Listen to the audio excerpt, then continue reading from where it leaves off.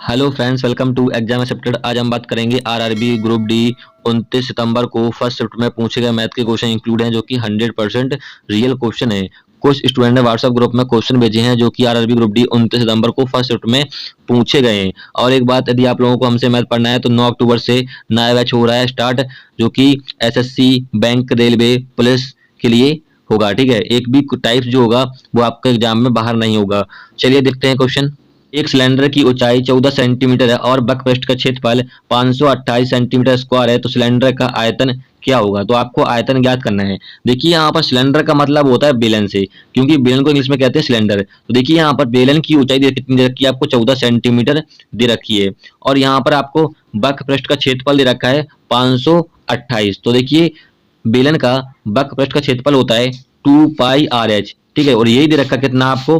528 दे रखा है। तो देखिए यहाँ से हम निकालेंगे त्रिज्या। तो चलिए हम वैल्यू पुट करते हैं। तो देखिए पाई का वैल्यू कितना होता है? 22/7। त्रिज्या हमें ज्ञात करनी है, आर का मान। ऊंचाई दे रखी कितनी? 14 सेंटीमीटर, इक्वल टू हो जाएगा 528। चलिए यहाँ से काटते हैं। तो 11 दूनी 22 कट जाएगा, और यहाँ से काटोगे 11 चौको 44 और 88 मतलब 48, और यहाँ से काटोगे 4 से तो 4 एकम 4 और 4 तिया 12। ठीक है, और 7 से काट दो, 7 दूनी 14, और यहाँ से काटोगे 6। तो यहाँ पर त्रिज्या का मान निकल के आ गया 6 सेंटीमीटर। ठीक है, अब यहाँ पर ज्ञात करना है सिलेंडर का आयतन। तो देखिए बेलन का आयतन होता है πr²h, यही होता है ना। तो यहाँ पर देखिए, चलिए आयतन ज्ञात करते हैं। तो पाई का मान होता है 22/7, त्रिज्या निकल के आई 6, तो 2 बार 6 कर देंगे क्योंकि यहाँ पर स्क्वायर है। और यहाँ पर ऊंचाई कितनी है? 14 सेंटीमीटर है। चलिए इसको काट लेते हैं। तो ये 2 बार कट जाएगा, यहाँ से गुणा करोगे तो यहाँ पर ये हो जाएगा 36 मल्टीप्लाई 44। अब यहाँ पर गुणा करोगे तो ये हो जाएगा 144 मल्टीप्लाई 144। तो यहाँ पर जोड़ दोगे, क्या हो जाएगा? 4, 8, 5 और 1, तो 1584 सेंटीमीटर क्यूब क्या हो जाएगा? बेलन का आयतन या सिलेंडर का आयतन हो जाएगा करेक्ट आंसर। अगला क्वेश्चन देखते हैं। एक धनराशि का 10% वार्षिक दर से 2 वर्षों का साधारण ब्याज सिंपल इंटरेस्ट कितना है? 500 रुपए है। समान समय के लिए यानी समान समय के लिए समान दर पर समान राशि पर चक्रवृद्धि ब्याज क्या होगा? तो देखिए यहाँ से पहले निकालेंगे हम प्रिंसिपल, मूलधन निकालेंगे। तो फॉर्मूला क्या होता है? फॉर्मूला होता है SI = PRT। इस फॉर्मूला से निकालेंगे पहले हम क्या? प्रिंसिपल निकालेंगे, फिर मैं आपको शॉर्ट ट्रिक बताऊंगा। तो देखिए यहाँ पर आपको ब्याज दे रखा है सिंपल इंटरेस्ट 500 रुपए, 500 रखेंगे। प्रिंसिपल हमें ज्ञात करना है, रेट परसेंट कितना दे रखा है? 10, टाइम कितना दे रखा है? 2 वर्षों का, और नीचे 100। तो देखिए 10 से 10 काट दोगे, यहाँ से काट दोगे तो ये 5 आएगा, और गुणा कर दोगे तो प्रिंसिपल निकल के आएगा 2500 निकल के आ जाएगा यहाँ पर। ठीक है, अब हमें प्रिंसिपल पता है तो हम निकाल सकते हैं चक्रवृद्धि ब्याज। तो देखिए हमारा जो मूलधन है वो कितना है? 2500 है। प्रिंसिपल अब यहाँ पर क्या? 2 वर्षों के लिए। ठीक है, समान दर का है ना, समान दर समान समय के लिए, तो समय भी 2 होगा। तो यहाँ पर पहले वर्ष का निकालेंगे हम। पहले वर्ष का रेट परसेंट कितना है? 10% निकालेंगे। ऐसे दूसरे वर्ष पे निकालेंगे हम 10%, 10% निकालेंगे दूसरे वर्ष पर। तो देखिए कितना निकलेगा? 2500 का 10% निकालोगे तो निकलेगा 250। ठीक है, और यहाँ भी क्या निकलेगा? 10%, 2500 का 250 निकलेगा। अब एक बार फिर से हम पहले साल पर 10% निकालेंगे। ठीक है, किस पर निकालेंगे हम? 250 पर। तो कितना निकलेगा? 25 निकलेगा। अब यहाँ पर देखिए ये दोनों मिलकर क्या बन जाता है आपका? सिंपल इंटरेस्ट यानी साधारण ब्याज बन जाता है, जो कि कितना होगा? 500, जैसे कि आपको दे रखा था। ठीक है, अब यहाँ पर देखिए इन तीनों को मिला दोगे, इन तीनों को 250, 250, 25, तो क्या मिल जाता है आपको? आपका बन जाता है क्या? चक्रवृद्धि ब्याज। और यही हमसे पूछा था। तो देखिए 500 और 25 कितना हो जाएगा? 525। तो यही आपसे पूछा था, ये आपका करेक्ट आंसर हो जाएगा 525। ठीक है, यदि आपसे पूछे कि चक्रवृद्धि साधारण ब्याज का अंतर क्या होगा, तो देखिए यहाँ पर जो 25 आया है ये क्या होगा? चक्रवृद्धि ब्याज और साधारण ब्याज का अंतर। ठीक है, जो 25 नीचे ये होगा। एक वस्तु का लागत मूल्य अंकित मूल्य का 75% है। यदि 15% की छूट दी जाती है तो लाभ या हानि की प्रतिशत क्या होगी? तो आपको लाभ और हानि ज्ञात करना है। तो देखिए यहाँ पर क्या? लागत मूल्य का, तो लागत मूल्य होता है CP यानी कॉस्ट प्राइस होता है। फिर क्या है? अंकित मूल्य। अंकित मूल्य क्या होता है? MRP का 75% है, तो 75% को लिखेंगे इस प्रकार से। अब यहाँ पर देखिए MRP इधर आ जाएगा तो क्या हो जाएगा? CP बटे MRP बराबर 75/100। तो हम कह सकते हैं यहाँ पर कि हमारा CP कितना है? 75 है, और MRP कितना है? 100 है। अब यहाँ पर कह रहा है 15% की छूट। देखिए जब भी आपको अंकित मूल्य और लागत मूल्य दे रखा हो तो छूट हमेशा किस पे दी जाती है? MRP अंकित मूल्य पे दी जाती है। तो 15% की छूट देंगे तो क्या बचेगा आपका 85, क्योंकि हमारा जो MRP है वो कितना है 100 है, छूट दी जाती है तो 100 से घट जाएगी तो 85। तो 85 क्या है सेलिंग प्राइस। अब आपसे यहाँ पर पूछा है कि लाभ और हानि प्रतिशत की गणना कीजिए। लाभ और हानि की गणना हमेशा किस पे करते हैं, कॉस्ट प्राइस और सेलिंग प्राइस पर, यानी विक्रय मूल्य और लागत मूल्य पर हम करते हैं गणना लाभ और हानि की। तो इनका अंतर देखिए कितना है 10, किस पर है CP पर हम गणना करते हैं तो बटे हो जाएगा 75, और यहाँ से प्रतिशत में ज्ञात करना है तो 100 से मल्टीप्लाई। देखिए यहाँ से काटोगे तो 3 बार कट जाएगा और यहाँ से काटोगे 4 बार कट जाएगा, गुणा कर दोगे तो क्या हो जाएगा यहाँ पर 40/3। तो यहाँ पर हो जाएगा क्या 3339.33%। ये आपका करेक्ट आंसर हो जाएगा। अब यहाँ पर लाभ हुआ है कि हानि हुआ है, कैसे पता करें, तो देखिए यहाँ पर जो हमारा लागत मूल्य क्रय मूल्य वो कितना है 75 है, हमने बेचा कितने हैं 85 में, तो यहाँ पर क्या होगा लाभ होगा, लाभ आपका करेक्ट आंसर हो जाएगा। क्लियर है। अगला क्वेश्चन देखते हैं। एक क्लब में महिलाओं की संख्या का पुरुष की संख्या से अनुपात 3:2 है। हाल ही में 300 महिलाएं क्लब में शामिल हुई और अनुपात 5/2 हो गया। क्लब में अब महिलाओं सदस्य की संख्या क्या होगी। तो आपको ज्ञात करना है कि अब महिलाओं की संख्या क्लब में कितनी हो गई है। तो देखिए यहाँ पर दे रखा है आपको महिलाओं और पुरुषों का अनुपात। तो देखिए महिलाओं को मानते हैं शॉर्टकट में F मतलब फीमेल, और पुरुष को मानते हैं M मतलब मेन। इनका अनुपात कितना है 2 अनुपात कितना 3:2 है। तो इनको मान लेते हैं 3x और 2x। फिर यहाँ पर कह रहा है कि 300 महिलाएं क्लब में शामिल हुई। ठीक है, तो यहाँ पर देखिए फीमेल का अनुपात कितना 3x है। 3x में हम 300 को जोड़ देंगे क्योंकि यहाँ पर 300 महिलाएं और हो गई ऐड, मतलब जुड़ गई। फिर यहाँ पर क्या है 2x, कह रहा है इतना अनुपात हो जाता है। तो हो जाता है मतलब 5/2। तो यहाँ पर हम करेंगे क्रॉस मल्टीप्लाई इस प्रकार से। तो यहाँ पर हो जाएगा 6x प्लस के 600 बराबर क्या हो जाएगा 5 दूनी 10x। अब यहाँ पर 6x इधर आ जाएगा आपका, तो क्या हो जाएगा 4x बराबर 600 हो जाएगा। ठीक है, यहाँ से काटोगे तो 15 चौको 60, तो कितना आ गया x बराबर आ गया 150। अब हमसे पूछा है कि अब क्लब में संख्या कितनी हो जाएगी। ठीक है, तो देखिए पहले का आपका अनुपात नहीं पूछा है, उसने पूछा अब कितनी हो जाएगी। तो अब आपका कितना हो गया था 5:2 हो गया था। फीमेल यानी महिलाओं और पुरुष का अनुपात कितना हो गया था 5:2 हो गया था। ठीक है, तो देखिए यहाँ पर फीमेल का कितना है 5, यहाँ पर क्या है अनुपात है तो 5 से हम गुणा कर देंगे तो कितना हो जाएगा 0 5 75, तो 750 हो जाएगी उनकी अब संख्या क्लब में। ये आपका करेक्ट आंसर हो जाएगा। अगला क्वेश्चन देखते हैं। 5 sin 14 और sec 76 प्लस 3 cot 15 माइनस के cot 75। देखिए माइनस के स्थान पे यहाँ पर गुणा था, मैंने टाइप करने में गलती कर दी तो यहाँ पर गुणा कर लेना। प्लस 2 tan 45 इसका आपको मान ज्ञात करना था। ठीक है, तो देखिए यहाँ पर लिखा हुआ है 5 sin 14 मल्टीप्लाई यहाँ पर, और यहाँ पर है sec 76 प्लस के 3 cot 15 और यहाँ पर मल्टीप्लाई है फिर से, और यहाँ पर हो जाएगा cot 75 प्लस के 2 tan 45। तो देखिए इसको सॉल्व करोगे तो यहाँ पर हो जाएगा 5 sin 14।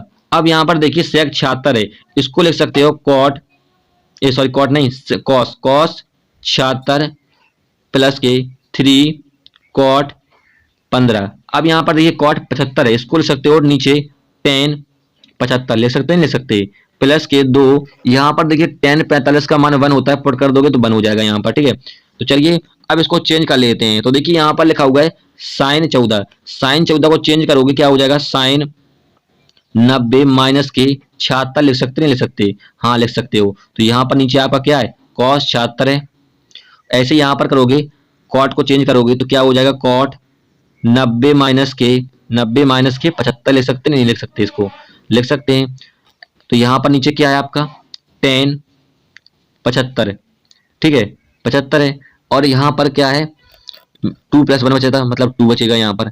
अब यहाँ पर देखिए ये चेंज हो जाएगा आपका 10 में, तो 10 से 10 कट जाएगा और यहाँ भी कट जाएगा आपका। ठीक है, तो क्या बचा यहाँ पर 5 3 प्लस यहाँ पर प्लस था, यहाँ पर मल्टीप्लाई कर दिया हमने प्लस 2 कितना हो जाएगा 10 आपका करेक्ट आंसर हो जाएगा। अगला क्वेश्चन देखते हैं। 2400 के 12% में क्या जोड़ें कि योगफल 1400 के 18% के बराबर हो जाए। तो देखिए यहाँ पर कह रहा है कि 2400 का मतलब होता है गुणा, 12% में क्या जोड़ा जाए। तो क्या जोड़ा जाए मतलब हम यहाँ पर x जोड़ लेते हैं, हमने माना x को जोड़ लिया। फिर कह रहा है कि 5400 का 18% ठीक है के बराबर हो जाता है। तो देखिए यहाँ से हम 0 से 0 काट दोगे, यहाँ से काटोगे ये कट जाएगा, गुणा कर दोगे तो बच्चों को 48 4 24 28 और प्लस के x। ऐसे यहाँ पर हो जाएगा कि 28 को 72 7 90 और 97। तो यहाँ पर देखिए ये चला जाएगा यहाँ पर, तो x बराबर क्या हो जाएगा, घटा दोगे 97 972 माइनस के 288। तो यहाँ पर फिर से x बराबर क्या हो जाएगा, तो 4 बचेगा और यहाँ पर 8 बचेगा और यहाँ पर 8 6, तो 684 आपको करेक्ट आंसर हो जाएगा। अगला क्वेश्चन देखते हैं। श्वेता और हरीश ने 28,000 की आय पर एक परियोजना पूरी की। इस परियोजना में श्वेता ने 20 दिन और हरीश ने 30 दिन काम किया। यदि उनकी दैनिक मजदूरी 5:6 के अनुपात में है तो श्वेता के हिस्से की आय कितनी होगी। तो देखिए यहाँ पर कह रहा है कि श्वेता और हरीश ने कितने दिन काम किया, 20 दिन और 30 दिन। तो श्वेता को मानते हैं शॉर्टकट में एस, जो कि 20 दिन में काम कर रही है, और हरीश को मानते हैं एच शॉर्टकट में, ए कर रहे हैं 30 दिन में। इनका जो दैनिक आय है वो कितना है, 5:6 के अनुपात में। तो यहाँ पर हम 5 से गुणा करेंगे और यहाँ से 6 से गुणा कर देंगे, तो यहाँ पर टोटल डे निकल के आ जाएगा। इन्होंने काम कितना किया, तो यहाँ पर 100 और यहाँ पर कितना 180। ठीक है, अब यहाँ पर देखिए 100 और हम 180 का लेंगे लासा, तो आपका निकल के आएगा टोटल वर्क, यानी काम कितना किया इन्होंने। ठीक है, तो देखिए लासा लोगे तो कितना आएगा, 900 आएगा, 100 और 180 का। तो यहाँ पर देखिए हम निकालेंगे एफिशिएंसी, क्षमता, कितनी क्षमता से इन्होंने काम किया है। तो देखिए श्वेता जो है वो 100 दिन में काम किया इन्होंने, तो 100 का भाग देंगे 900 में, क्योंकि काम कितना है 900, कितने बार जाएगा, 9 बार जाएगा। ऐसे ही यहाँ पर हरीश जो है वो 180 दिन तक काम किया इन्होंने। ठीक है, तो काम कितना है 900, भाग देंगे तो 5 बार जाएगा यहाँ पर। ठीक है, ये निकल के आगे इफिशियंसी क्षमता। अब यहाँ पर कह रहे हैं कि दोनों ने काम किया है, किसने, श्वेता ने और हरीश ने, तो दोनों का टोटल इफिशियंसी कितना यूनिट है। तो यहाँ पर देखोगे 9 और 5 कितना हो गया, 14 यूनिट है। और जो पैसा मिलता है वो हमेशा किस पे मिलता है, इफिशियंसी क्षमता पे मिलता है। तो क्षमता कितनी है दोनों की, 14 है, तो 14 प्रेजेंट करेगा। यहाँ पर आय कितनी है टोटल, 28,000 है, तो 28,000 में इक्वल कर देंगे, भाग दे देंगे हम 14 का, काटोगे तो कितने आ जाएगा, 1 = 2 हो जाएगा, 14 28 2000। अब आपसे पूछा है कि श्वेता के हिस्से की आय की गणना कीजिए, कितनी है आय। तो देखिए श्वेता का अनुपात कितना है यहाँ पर, सॉरी एफिशिएंसी कितनी है, 9 यूनिट है, देख पा रहे हो 9 यूनिट है, तो 9 से हम गुणा कर देंगे। तो यहाँ पर श्वेता की इनकम जो होगी कितनी होगी, 18,000 आय होगी, इनकम होगी, ये करेक्ट आंसर हो जाएगा। अगला क्वेश्चन देखते हैं। और सबसे बड़ी संख्या बताइए जिससे 155 और 260 और 315 को विभाजित करने वाला क्रमशः 5, 10, 15 शेषफल बचेगा। तो देखिए यहाँ पर क्या रहा है कि 155 और 260 और 315 को विभाजित करने पर शेषफल कितना बचता है, 5:10:15 बचता है। तो देखिए हम प्रत्येक में से क्या करेंगे, जो शेषफल बच रहा है इसको हटाएंगे। तो यहाँ पर देखिए 155 पे 5 शेषफल बच रहे हैं, तो 5 घटाओगे कितना बचेगा, 150। ऐसे ही यहाँ पर 260 पर आपका 10 बच रहा है, घटा दोगे क्या बचेगा, 250 बचेगा। ऐसे ही यहाँ पर 315 पर शेषफल कितना बच रहा है, 15 बच रहा है, तो यहाँ पर कितना बचेगा, 300। अब इनका लोगे आप क्या, एचसीएफ मासा लोगे। तो मासा लेने का सबसे अच्छा ट्रिक मैंने बताया आपको, जब 2 या 2 से अधिक संख्या दे रखी हो और मासा लेना हो।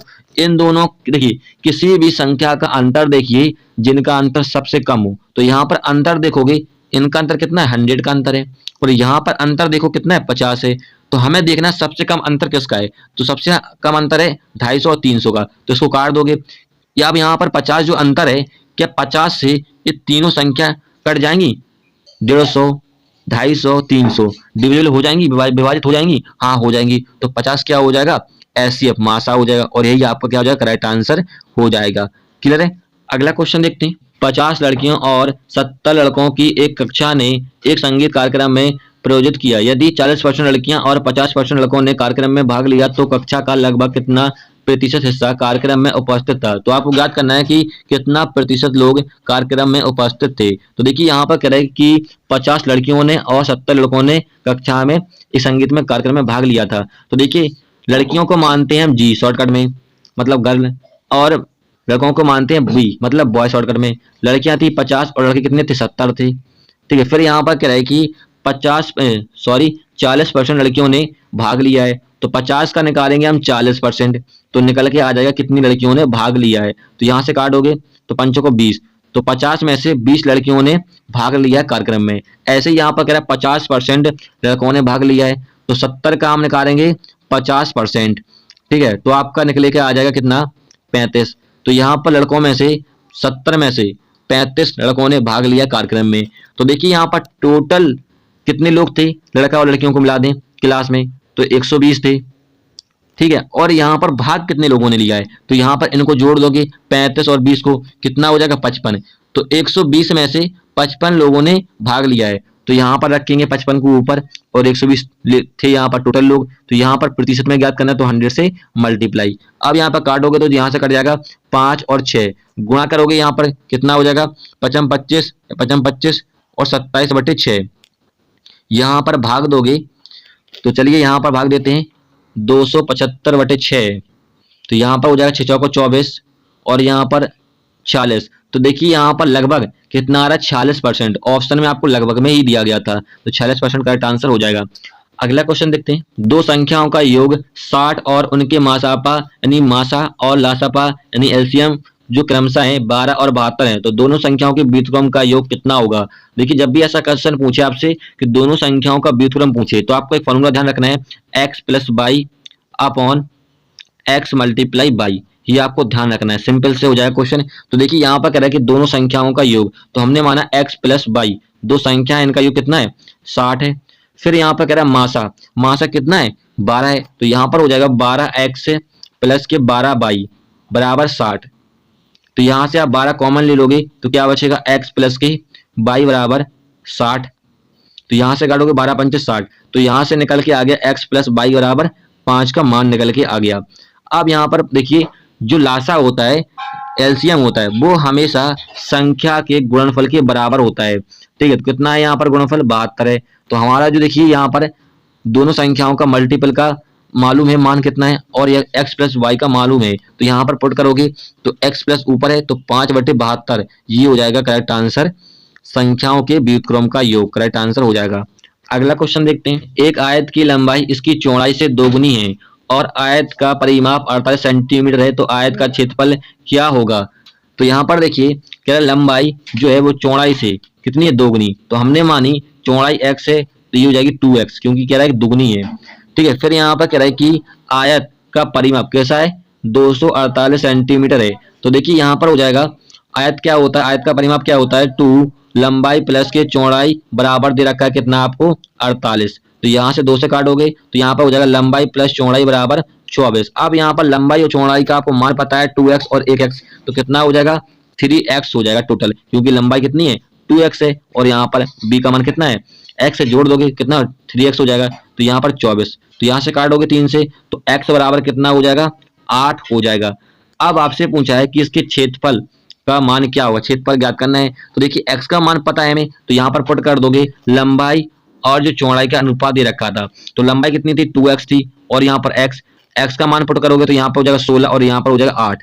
आपको ज्ञात करना है क्षेत्रफल, तो आयत का क्षेत्रफल क्या होता है, आयत का क्षेत्रफल बराबर होता है लंबाई गुणा चौड़ाई, तो यहाँ पर लंबाई कितनी है 16 है, चौड़ाई कितनी है 8 है, गुणा कर दोगे तो कितना 128, ये हो जाएगा करेक्ट आंसर, 128 सेंटीमीटर स्क्वायर में होगा। अगला क्वेश्चन देखते हैं, 3400 की राशि पर 4 वर्षों का सिंपल इंटरेस्ट साधारण ब्याज 480 है, ब्याज की दर ज्ञात करनी थी, रेट परसेंट आपको ज्ञात करना था, बस फॉर्मूला वैल्यू पुट करना था। फॉर्मूला क्या होता है SI बराबर PRT/100, ये होता है फॉर्मूला। तो देखिए यहाँ पर ब्याज कितना है, सिंपल इंटरेस्ट दे रखा है आपको 1680, तो पुट करोगे तो 1680, प्रिंसिपल कितना दे रखा है मूलधन 3400, टाइम कितना दे रखा है हमें 4 वर्ष का, रेट परसेंट हमें निकालना है और नीचे आपका 100 है, तो यहाँ से काटोगे तो 2 बिंदी से 2 बिंदी कट जाएंगे और यहाँ से काटोगे तो 4 को 16, 4 दूनी 8 और 0, 2 से काटोगे 17 बार कटेगा और यहाँ काटोगे तो 210, यहाँ पर आ जाएगा आपका 17, तो R बराबर क्या हो जाएगा 210/17। अब भाग दीजिएगा तो यहाँ पर हो जाएगा आपका 17 कम 17, 17 दूनी 34, 6 सही 17, ये हो जाएगा 12 सही 6/17 का आंसर हो जाएगा, यही होगा आपका रेट परसेंट। अगला क्वेश्चन देखते हैं, x और y मिलकर एक काम को 12 दिनों में पूरा कर सकते हैं, y और z उस काम को 18 दिनों में पूरा कर सकते हैं और x और z इसी काम को 15 दिनों में पूरा कर सकते हैं। यदि x और y z एक साथ काम करते हैं तो पूरा काम करने में लगभग कितने दिनों की आवश्यकता होगी। तो देखिए यहाँ पर कह रहे हैं x प्लस y जो है 12 दिन में काम कर रहे हैं और y प्लस z जो है वो कितने दिन में 18 दिन में काम कर रहे हैं, और यहाँ पर x प्लस z जो है वो कितने दिन में काम कर रहे हैं 15 दिन में। तो देखिए इन तीनों का लीजिए लासा, किसका 12 और 18 15 का, तो आपका निकल के आएगा टोटल वर्क, काम कितना है, तो यहाँ पर लोगे तो कितना निकलेगा 180 आपका आएगा लासा, मतलब एलसीएम आएगा। ठीक है, तो यहाँ पर हम निकालेंगे इफिशियंसी। इफिशियंसी कैसे निकालते हैं, तो देखिए एक्स बाई जो है वो कितने दिन में काम कर रहे हैं, 12 दिन में काम कर रहे हैं। काम कितना है 180 भाग देंगे तो आपका इफिशियंसी निकल के आ जाएगी एक्स बाई की, तो कितने बार जाएगा 15 बार जाएगा। ऐसे ही यहाँ पर बाई और जड जो है 18 दिन में काम कर रहे हैं, काम कितना है 180 भाग दोगे 10 बार जाएगा, तो यहाँ पर वाई और जेड की इफिशियंसी क्षमता निकल के आ गई। ऐसे यहाँ पर भाग दोगे तो कितने बार जाएगा 12 बार जाएगा। ठीक है, अब यहाँ पर कह रहा है कि X plus Y plus Z एक साथ काम करते हैं। ठीक है, तो कितने दिनों में काम करेंगे, तो यहाँ पर देखिए 2 बार एक्स है, 2 बार वाई है और 2 बार जेड है, तो यहाँ पर 2 बाहर हो जाएगा आपका। ठीक है, और यहाँ पर क्या है तीनों का एफिशिएंसी कितना है टोटल 37 है। ठीक है, तो 2 यहाँ पर 2 का यहाँ पर आ जाएगा आपका भाग में डिवाइड में। अब आपसे पूछा है कि काम को पूरा करने में लगभग कितने दिनों का समय लगेगा, तो यहाँ पर लगभग कह रहा है लगभग। ठीक है, तो देखिए यहाँ पर आपका हो जाएगा काम कितना है 180 है। ठीक है, अब यहाँ पर इफिशियंसी कितनी है तीनों की 37/2, तो भाग दीजिएगा तो 37/2 हो जाएगा, 2 ऊपर चला जाएगा आपका, तो यहाँ पर हो जाएगा 360/37। अब यहाँ पर लगभग में पूछा है तो यहाँ से पूरा पूरा काट दीजिएगा तो 10 बार जाएगा, कटेगा नहीं वैसे लेकिन आपका दशमलव में आएगा, लेकिन लगभग में पूछा है तो लगभग 10 दिन आपका करेक्ट आंसर हो जाएगा। क्लियर है, अगला क्वेश्चन देखते हैं। किसी समचतुर्भुज के आसन कोणों का अनुपात 3:6 है, समचतुर्भुज के सबसे छोटे कोण की माप क्या होगी, तो देखिए हम मानते हैं कि 2 कोण हैं समचतुर्भुज के ए और बी। ठीक है, इनका अनुपात कितना दे रखा है 3:6 दे रखा है। ठीक है, अब यहाँ पर देखिए समचतुर्भुज के आसन कोणों का योग कितना होता है, हमेशा 180 अंश होता है समचतुर्भुज के आसन कोणों का। ठीक है, तो यहाँ पर देखिए 3 और 6 टोटल कितना है 9 है, तो 9 प्रेजेंट करेगा 180 को, तो यहाँ से काटोगे कितने बार कट जाएगा 2 बार कट जाएगा, 20 बार कट जाएगा। अब आपसे पूछा है कि छोटा कोण की माप ज्ञात कीजिए, तो देखिए 6 और 3 में सबसे छोटा कौन सा है 3 है, तो बस 20 का गुणा कर दोगे, 3 में कितना हो जाएगा 60, तो यही होगा आपका छोटा कोण। यदि बड़ा कोण पूछा होता है तो यहाँ पे गुणा कर दोगे तो बड़ा कोण हो जाएगा आपका 120। ठीक है, छोटा कोण पूछा था तो 60 आपका करेक्ट आंसर हो जाएगा। चलिए फ्रेंड्स, इतने ही क्वेश्चन मिले थे जो कि आपके 29 सितंबर को आरआरबी ग्रुप डी में फर्स्ट शिफ्ट में पूछे गए थे। वीडियो हेल्पफुल लगे तब उससे लाइक कीजिएगा। फिर मिलेंगे नेक्स्ट वीडियो में। जय हिंद।